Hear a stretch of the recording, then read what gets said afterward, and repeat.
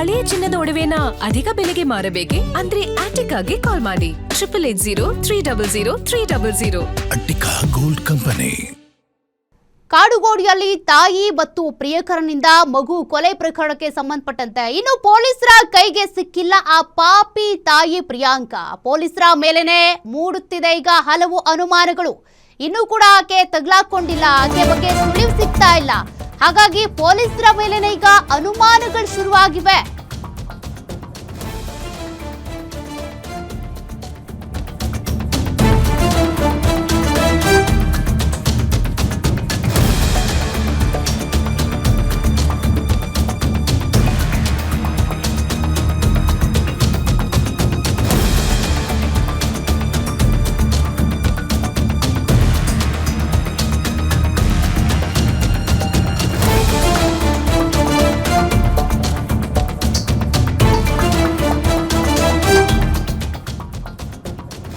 ಮಗಳು ಕಪ್ಪಗಿದ್ದಾಳೆ ಅಂತ ಎಲ್ಲದಕ್ಕೂ ಅಡ್ಡ ಬರ್ತಾಳೆ ಅಂತ ಕೊಲೆಗೆ ಪ್ಲಾನ್ ಮಾಡಲಾಗಿತ್ತು.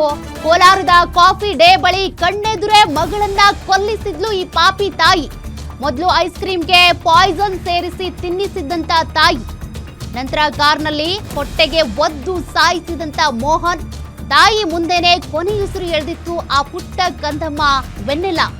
ಪೊಲೀಸರ ಮುಂದೆ ಎಲ್ಲವನ್ನೂ ಬಾಯ್ ಬಿಟ್ಟಿರುವಂತ ಬಾಯ್ ಫ್ರೆಂಡ್ ಮೋಹನ್, ಹಳೆ ಗಂಡನೂ ಬೇಡ, ಅವನ ಮಗಳು ಬೇಡ ಅಂತ ನಿರ್ಧರಿಸಿದಂತ ಪ್ರಿಯಾಂಕಾ, ಹಾಗಾಗಿ ಆ ಮಗುವನ್ನ ಕೊಲ್ಲೋದಕ್ಕೆ ಪ್ಲಾನ್ ಮಾಡಿ ಕೊಂದಿದ್ದು ಆಯ್ತು.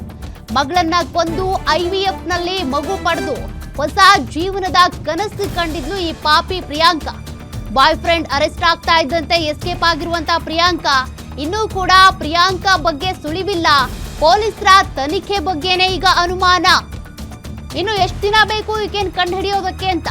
ಇಷ್ಟೆಲ್ಲ ಪ್ಲಾನ್ ಮಾಡಿ ಕೊಂದು ಎಸ್ಕೇಪ್ ಆಗಿದ್ದಾಳಲ್ಲ, ಈಕೆ ಹತ್ರ ಕೋಟಿ ಕೋಟಿ ಹಣ ಬೇರೆ ಇತ್ತು. ಹಾಗಾಗಿ ಈಗ ಅನುಮಾನ ವ್ಯಕ್ತವಾಗ್ತಾ ಇದೆ. ಹಂಗೇನಾದ್ರೂ ಪೊಲೀಸರು ಇದ್ರಲ್ಲಿ ಶಾಮೀಲಾಗ್ಬಿಟ್ರಾ, ಕಾಂಪ್ರಮೈಸ್ ಆಗ್ಬಿಟ್ರಾ, ಆ ಮಗುವಿನ ಸಾವಿಗೆ ನ್ಯಾಯ ಸಿಗೋದೇ ಇಲ್ವಾ ಅಂತ.